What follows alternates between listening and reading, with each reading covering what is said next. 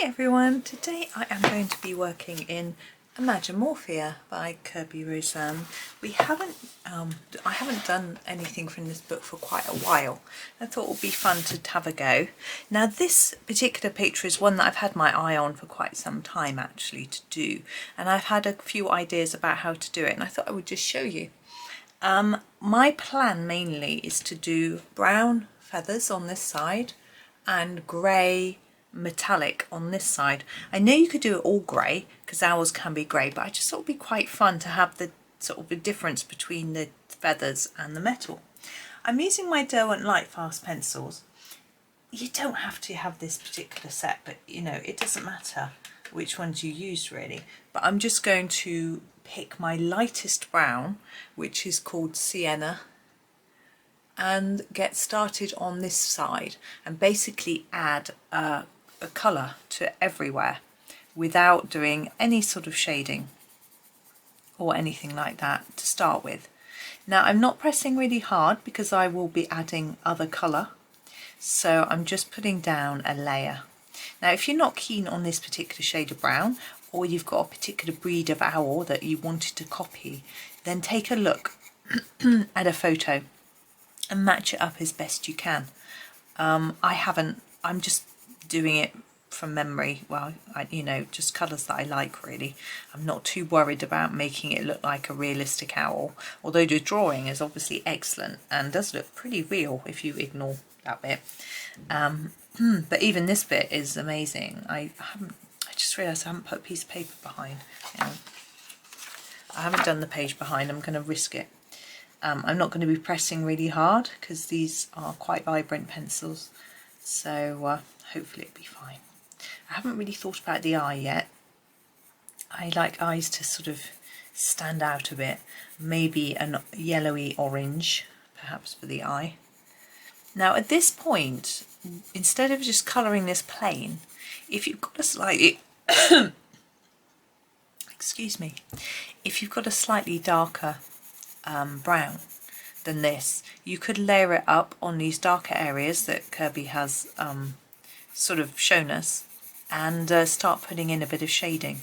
But as I explained, I just want to get a sort of initial layer down. Now here we're at the claw, so I'm going to go around that for a minute and then look at it in more detail in a second. I'm just sort of doing the easy bit of the body here, and then I think it's like that, so that's fine. Gosh, it's a hot day again today, and but I haven't been able to record for a few days because we had the kitchen people in, and so I wanted to take the opportunity today. But this morning I was the children were helping, which was great fun.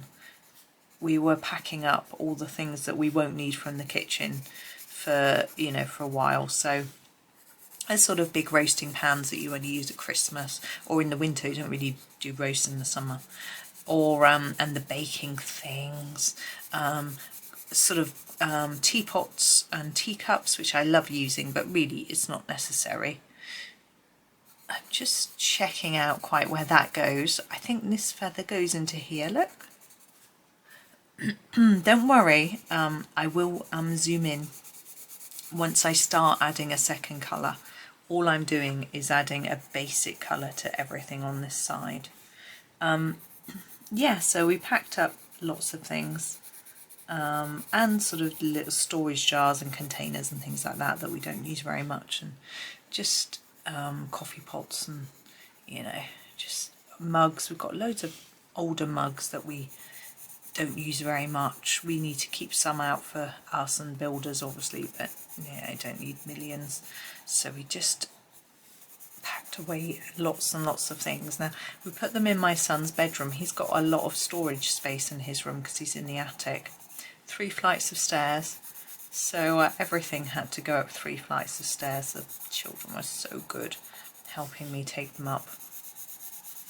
And so I'm feeling a lot better now that I'm much more on top of things with regards to getting ready. We've got a new boiler in place, which is exciting, and we've got the pipe work is being put in. Got no one in today. They've got other jobs on, which is fine because there's no big rush, and it's nice for us to have a day off from all the noise and the banging. And my son's doing a live stream soon, and so he wanted to, so he's pleased with it being quiet, and it's just nice to have a bit of a rest, and we can just use our kitchen as we want to without worrying about people being in there. You have to keep making lots of cups of tea and things like that, or coffee actually they've been drinking. So it's all good, and I do have to phone the project manager later to find out when they're coming back, so I need to plan next week. My husband's off. It's the week of my boy's birthday. When this video goes out, it'll be miles after.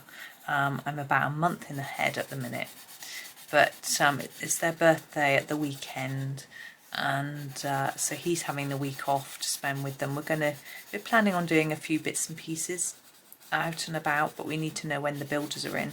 We think from what was said yesterday it might not be until the end of the week, but it's a little bit up in the air, so I'm hoping I can just check the status and make a few plans, or at least if I know what's happening on Monday I can decide whether we're going to go out or not, because of course we can go out and leave them in the house, but sometimes there are decisions to be made and you've got to let them in. They haven't got a key to get in, and then you've got to lock up when they go. So even if you pop out, you can't. You've got to sort of time it right. So that's okay though. So there's our initial layer. Now on the other side, I will do the same thing in a light grey, but I may not do that on camera because it's quite dull. But we'll see. We'll see how it all goes. I may make this in several parts. I might just get it finished. I really don't know. So we're going to come in a bit closer. I'm just going to sneeze, so I'm just going to stop the film. Hold on. Right. Oh, I just noticed I haven't coloured that feather there. That was a mistake, not something on purpose. And I also took the opportunity to sharpen up my next pencil while you didn't have to hear me. So I'm going in with a natural brown, and I'm going to mark out all the shading. So I'm going to come in closer for you so you can see what I'm doing and just sort of talk you through it. So we can start with the sort of head and main part. Let's just move you into the middle a little bit. There we go. So we can use all of the drawing and shading that's already on here as a guide. So along the edge of here, I just want to put in a little bit of shadow really with this darker colour. And then we've got these sort of lines. They may not show up too well on the camera. I'm going to go around them so it looks like there's a bit of shadow, as if they're feathers and there's shadows underneath them. Like that. It just helps to start emphasising that. Now the head is actually quite pale, the top of the head, compared with other parts of the body, so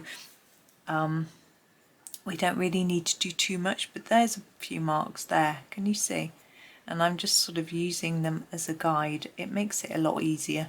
You trust the artist, they know what they're doing, and we can use their help to add some texture, because this is sort of starting to look more like there's a sort of raised pattern of feathers rather than it just being flat, which I like. Now here we've got the inside the ear is quite dark. I'm going to really layer that up there and here where it's dark to help to emphasize that.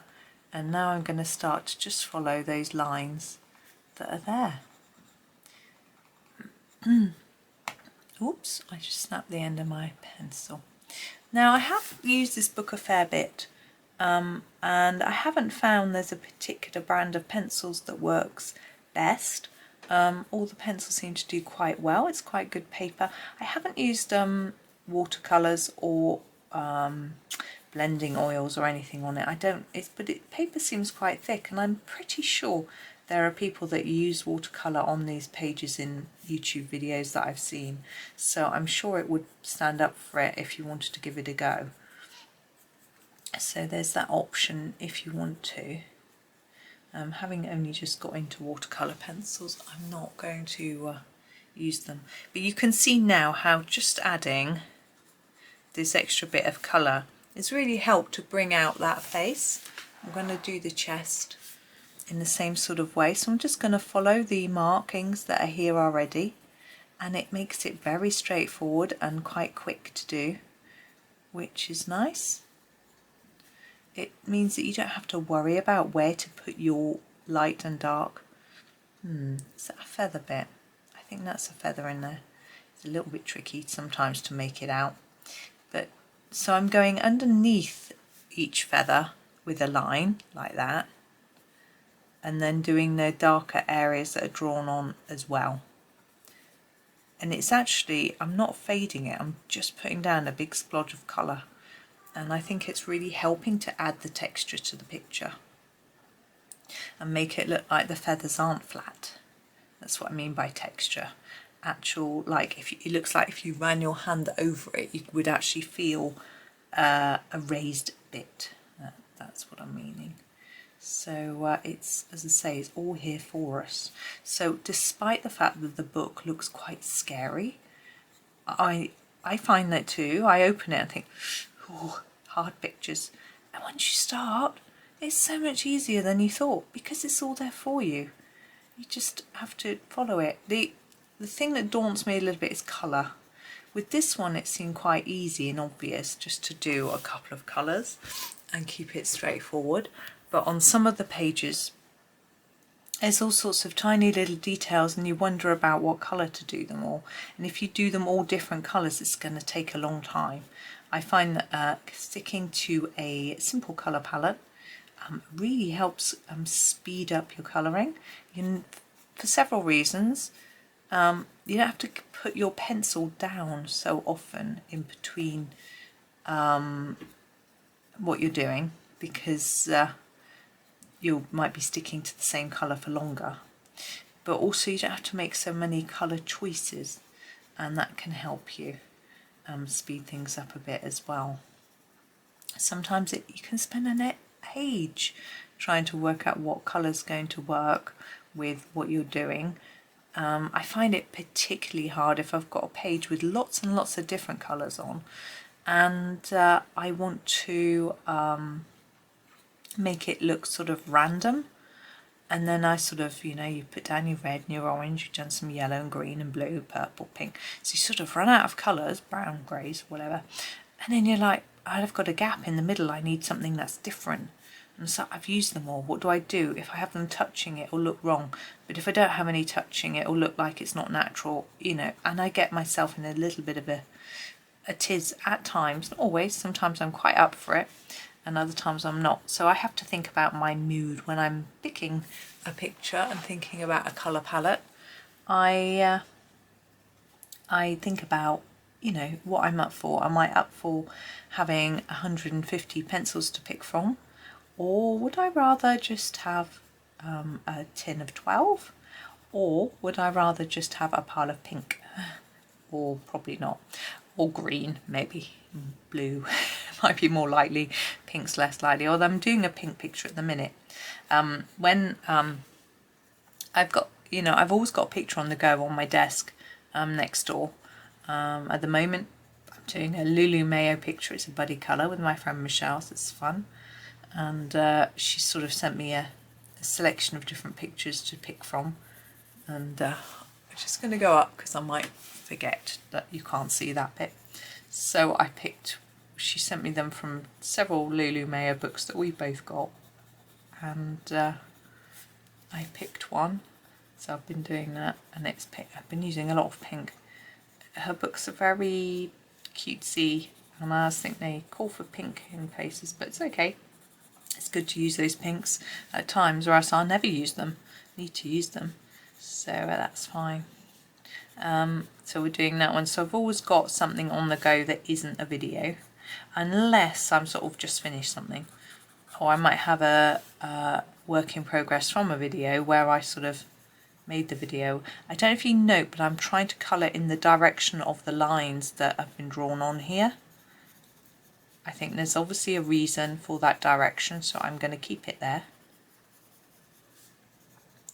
So yeah, I've always got something on the go, which is good fun, which is why I managed to do so much in a month, because to be honest, I don't get a lot of work in at the minute. It's quite quiet, so I've got most of the day, which is where I can give you 2 videos a day normally, when there's no one making a heck of a noise in the house. Okay. So that's the tail and body. let's do the wing.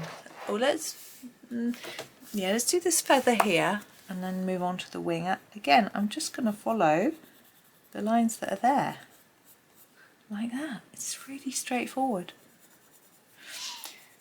I don't know if other people colour their Kerby books like this. It just seems to me to be sort of obvious, really, to just follow what we're being shown to do. If I put my finger there, I'll know that I can't go beyond there, or else you won't be able to see. That's it. So yeah, I've always oh, I don't know what I was saying now. I've completely lost my track of thought, but never mind. Anyway, I will say, what should I say? Oh, well, I'll say thank you to you all. You're always so appreciated that people are watching my videos. Sometimes I get real sort of disbelief that people want to watch the things that I do, you know. Like, why are they watching? But it's really lovely. I really appreciate it. Obviously, it's why I do it. If no one watched, I wouldn't bother, would I? There'd be no point. So it's really lovely. And the fact that I'm just going to put a bit of shadow under there, because there's a bit under each of these, and I think it'll just make them stand out a little bit more. Let's put a bit on that one. So I'm taking a little bit of my own thoughts there.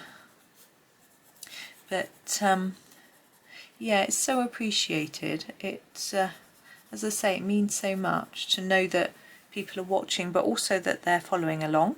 I know some people don't, which is fine. It's completely up to you. You know, I rarely follow along a video myself, but I will often look at it, take inspiration here and there, pick up little hints and tips, or just watch it to sort of give some support to the colourist. That's another thing that I do. Let's do I know. Let's do the end of these big ones, because that sort of makes sense, and then we'll do the top bit. So it's yeah, it's nice. I try not to copy people as well, but it's, you know, we all influence each other. It's not always easy not to, but if I've obviously taken complete inspiration from someone, I would credit them. I also am careful with what I send out as videos, because I have been asked to complete the shelf page in World of Flowers. I did half of it and I haven't done the other half, and I'm very aware that that does need doing with the Castle Arts pencils. But at the moment there's someone else doing that series, so I think, well, I want to let them do it first and then I'll do it after. And I think we've suddenly got this feather is overlapping this one, so the shadow is on this side instead of that one is on that side, so we're sort of swapping over. So that one's underneath and on top. Yeah, so I thought I would let those run through because hers are beautiful. I think it was it Miss Martley that did them, or someone else maybe. My mind's gone blank.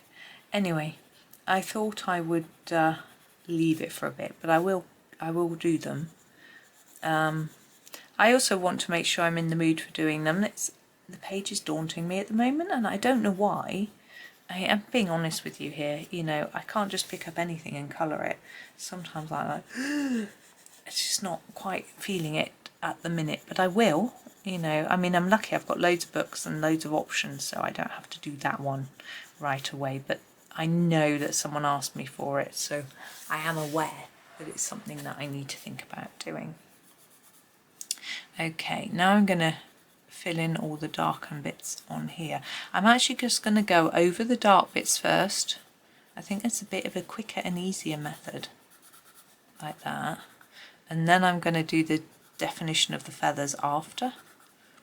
I don't know whether it's any quicker, but it just feels a little bit, makes a bit more sense and a bit easier for me. Sometimes I need easy. It's so hot today. I decided, it was interesting, yesterday it was warm. It's getting warm each day. It was over 30 degrees yesterday, which is sort of mid-80s, I guess. and I thought my Prismas might struggle, but I was really in the mood. You know, I'm gaining confidence with my Prismas.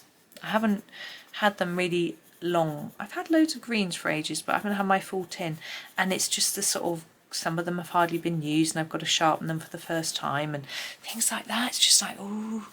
But I was determined yesterday. I was just really in the mood for the sort of colours that the Prismas offer, because, you know, each pencil has their own sort of range of colour, and some of them are just really nice, certain ones. I'm just emphasising these little marks here, which I think will help to make it look a bit more feathery. And then I'm going to sort of go around the edge of each feather, hoping you can see. Yeah, let's start here. So sort of go around here like this. I probably don't need to on that end because we've done it already. But just to sort of emphasise where the feathers start and end, so that we get a bit of shadow in there.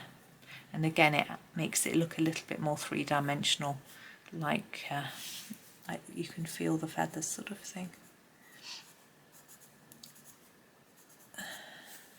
So anyway, yes, I was using my Prismas and I've suddenly sort of clicked. They've clicked with me.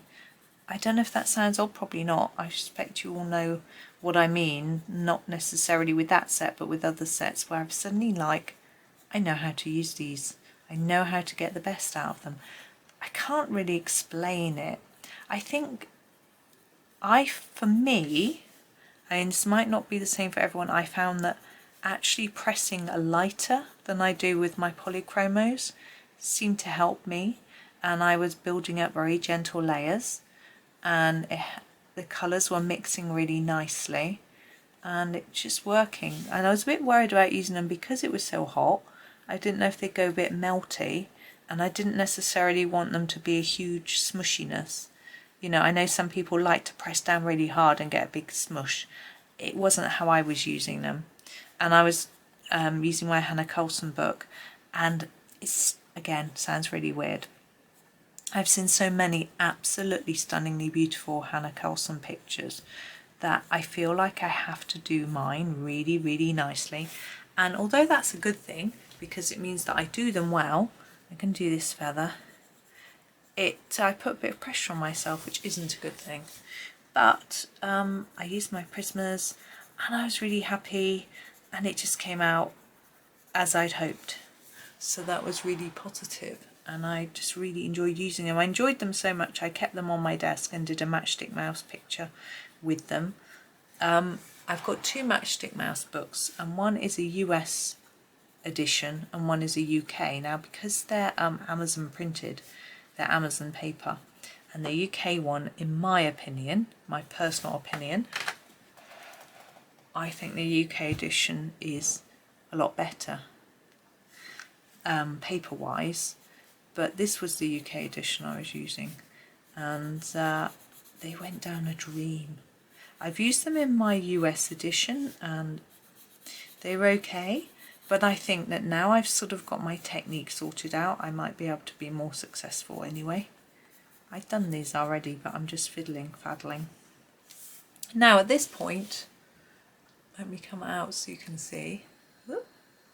At this point, you could add more colour, so I haven't come right out. My background colour wasn't really even, so I might want to enhance it a little bit. I also think that maybe I need to make these lines on the head a little bit more dark, so that it really does create some texture like that. So what I'm going to do is introduce another brown colour. I'm going to keep it zoomed out a little bit, I think, and show you. I'm just having a look. I want to pick the right one. I'm thinking I want this Ruby Earth. It's quite a reddish orangish brown. You can, as I said earlier, you can do whatever colours you wish. And I'm just going to add bits and bobs of it to just darken some areas, probably where I've got darker areas already, and just sort of extend that darker bit a little bit. And it will sort of darken up it all make it look a little bit more defined. You don't have to do this bit. If you want to keep it as it was, I think it looked really nice. It sounds really big-headed, but I don't mean it like that. I sort of, you know, I thought it looked finished, but adding a little extra touch can sometimes just make it look even more finished, if you get my drift. But because these pages are quite daunting, you might just want to keep it simple, and that's absolutely fine. Nobody has to make their pages complex. It's not a competition. Just because you might have seen X, Y or Z make their picture look amazing and they spent 10 years drawing it with every possible type of media you can find, it doesn't mean you have to copy them. You know, do it your way, have fun with it. Each piece we produce is our own personal masterpiece. It doesn't have to appeal to everybody else in the world. You know, you can just do it your way. I'm going to bring the colour up from there where they're overlapping a little bit. Sometimes I just go a bit rough and ready, which is what I'm doing now. This is going to be textures, bring it down a bit from the top. You know, just add some colour, and we need to obviously do that on the wings as well. So I'm just going to add a bit in the areas where there were lines here, and yeah, just extend those darker areas a little bit.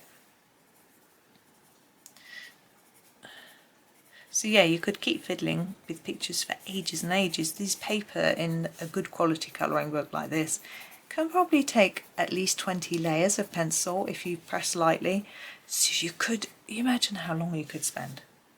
Long time. If you coloured slowly as well. Some people colour slowly, some people colour quickly. I'm very fast, I think. I'm fast at everything that I do. So I don't know if it's the way I've been brought up. I'm clumsy and don't always do things neatly because I'm quick. It's just the way I am. I think I'm going to do what I did with the tail. So bring the colour down up from the top a bit, but also here, across from here. I think it looked quite nice. And it's also worth remembering with pencil, if you make an error, it's very often retrievable. You can erase it. I find certain brands are better at erasing than others. I remember it swaps here. When I was using my polychromos yesterday, I made a mistake. There was no erasing that, but it was okay. I just sort of incorporated it in somehow. I just made a way of making it work. It actually can be quite a good challenge, making you, you know, think about things a little bit more and how it's all gonna work. Now, what I could do now is take a sort of yellow ochre and brighten those lighter areas to create more contrast. Here he is, yellow ochre. And what I'm going to do is go over on the edges of the feathers and just some sort of edge areas, like, you know, here on the edge of the ear. Basically any areas that haven't had the darker colour on, we can just add a bit of yellow, and it warms, completes, and just helps to give a contrast. It's actually darkening it a little bit more, really, so it's maybe not adding a big contrast, but yellow does look quite reflective, and I just like that finishing touch of that yellow. But as I say, you could have left it a stage ago. You don't have to do this stage. It's completely up to you. It's your picture. We haven't done any with that. We'll do the feathers in a minute, if I remember. You know me, I just forget. So I'm just sort of randomly doing dabs of colour on areas that I think would be lighter. And you can get away with this with Kerby. His pictures are so complex. If you accidentally dab a bit of colour in the wrong place, hey, it's okay. I'm trying to find which is the less coloured edge. Let's do some at the end. I can hear some banging. I think it's probably my dishwasher. Yeah, it is. I have to ask when I've got a plumber in next, I have to ask her about that. So basically here on these large ones, feathers, you just want to do the bit that you didn't do with the darker one. So on the bottom edge and the end, it's really quite straightforward. And I hope you can see that it's just adding a bit of warmth and another layer of colour.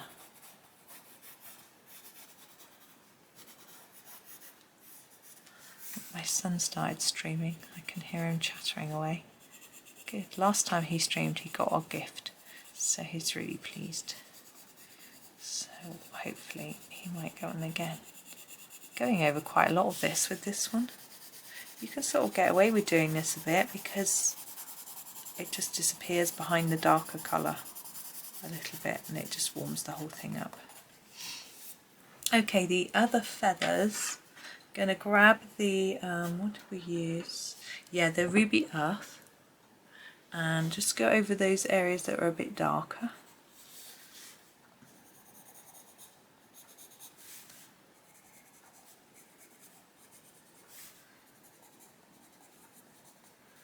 Just simply, and then grab the yellow ochre and do the tips. And if you haven't got Derwent, you can easily use colours in another set. Let's say in polychromos, you can use your walnut brown, your brown ochre, your burnt sienna, and your Naples yellow, something like that would work. You know, it's just a matter of using a few colours. So there is that. I'm going to do the eye now before we finish, and we'll do the other half tomorrow. I think that's probably best. It's going on a little while. Now I want to do, as I say, I want to do an orange eye. I think I'm going to actually start with the Persian orange. It's really dark, and I'm going to use it at the very top and just spread it down a little bit, and then at the bottom there just a touch. You can always add more if necessary. And then I'm going to go for this orange. It's really blunt. This is called Flame, and this is the only sort of orange. I think I can manage it with it being so blunt, and just bring it down and still leaving a white bit. Now.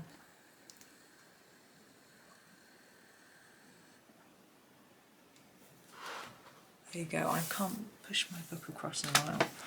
There we go. So I'm still leaving a little white bit because I'm going to come in with that yellow ochre and just finish it off by going right over the top and taking the colour down to the bottom, and I think having a bit of a yellow just gives it that bit of warmth I'm looking for.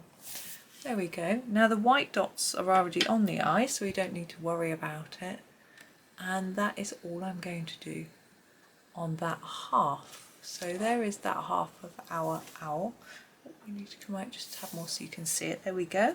So we just use a sort of handful of pencils, and there he is. And tomorrow we'll do this sort of metallic side, which I think will be fun.